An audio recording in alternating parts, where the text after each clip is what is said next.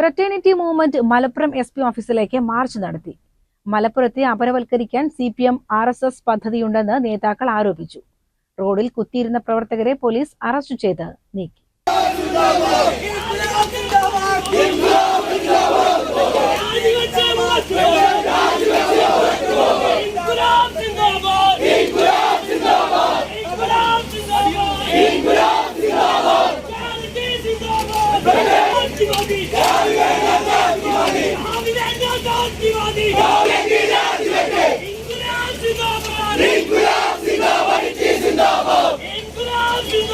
ADGP Ajith കുമാറിനെ പുറത്താക്കുക, സുജിത് ദാസ് കാലത്തെ കേസുകളിൽ പുനരന്വേഷണം നടത്തുക, ആഭ്യന്തര വകുപ്പ് ചുമതലയുള്ള മുഖ്യമന്ത്രി പിണറായി വിജയൻ രാജിവെക്കുക എന്നീ ആവശ്യങ്ങൾ ഉന്നയിച്ചായിരുന്നു SP ഓഫീസിലേക്ക് മാർച്ച് നടത്തിയത്.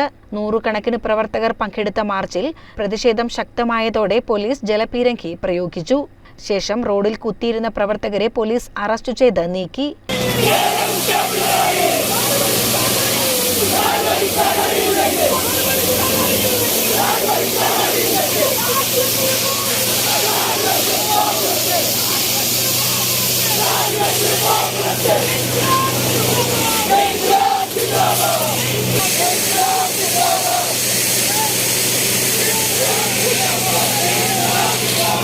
സംസ്ഥാന വൈസ് പ്രസിഡന്റ് ഷമീമ സക്കീർ ഉദ്ഘാടനം ചെയ്തു.